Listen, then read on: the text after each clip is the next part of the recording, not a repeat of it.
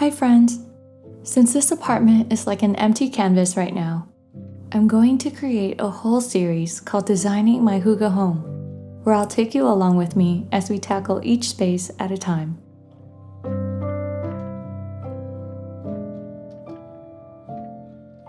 The first place that I'm going to make over is my wraparound balcony. We're going to turn it into a thriving garden with all kinds of fruits and veggies. A place where I can do my devotionals and have friends over once this pandemic ends.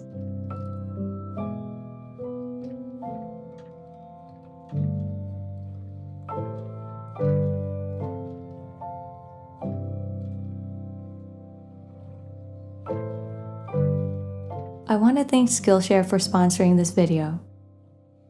Skillshare is an online learning community where millions come together to take the next step in their creative journey.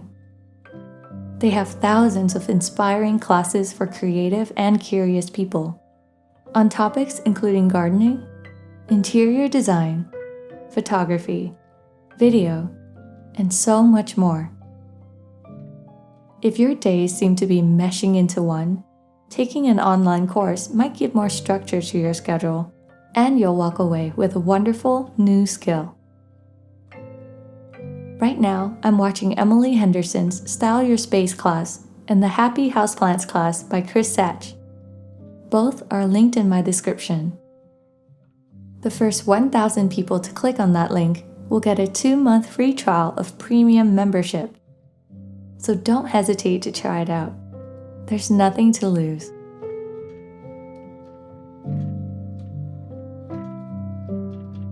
So, with the combined knowledge of how to care for plants and how to design a space, I'm off to work on the balcony.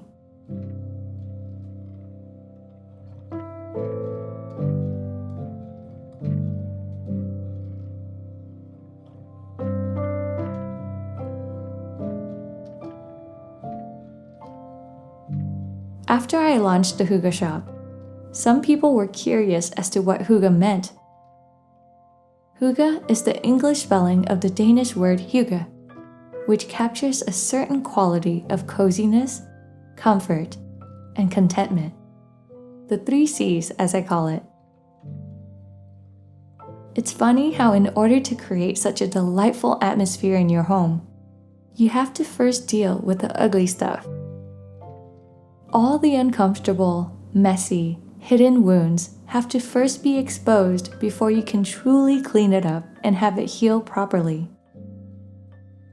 But it's all worth it, because in a Hooga home, you get to feel safe to be yourself. You get to live in harmony with those around you. And you get to experience the delight of true contentment.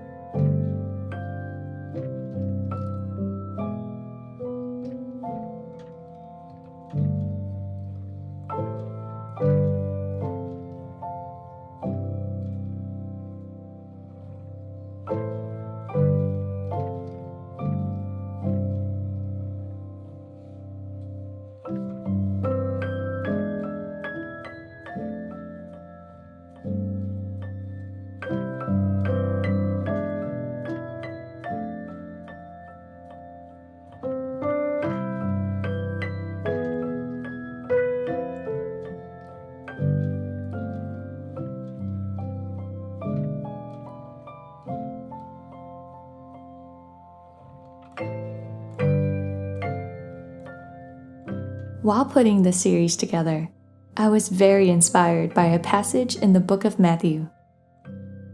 In it, Jesus said, "So if you are presenting a sacrifice at the altar, and you suddenly remember that someone has something against you, leave your sacrifice there at the altar. Go and be reconciled to that person. Then come and offer your sacrifice to God." Whether or not you believe in God, this is a beautiful lesson that anyone can benefit from. Here, Jesus was prioritizing unity and reconciliation before a religious ritual. In other words, before we can go on with business as usual, we have to address the disunity amongst ourselves. Even God Himself is not interested in our sacrifices if we refuse to reconcile with our brothers and sisters. Reconciliation brings harmony, and harmony is a pivotal factor in creating a Hooga home. When I moved into this new apartment 2 weeks ago, I was overwhelmed by how gorgeous this unit was. I simply had no reason to complain. But for the first few days, I realized I wasn't happy at all. I was grateful, but I just couldn't enjoy this space because there was some tension in my relationship with John. Amidst the chaotic move, having to change our wedding plans, and just the general anxiety from this pandemic, we found ourselves easily irritated and emotionally disconnected.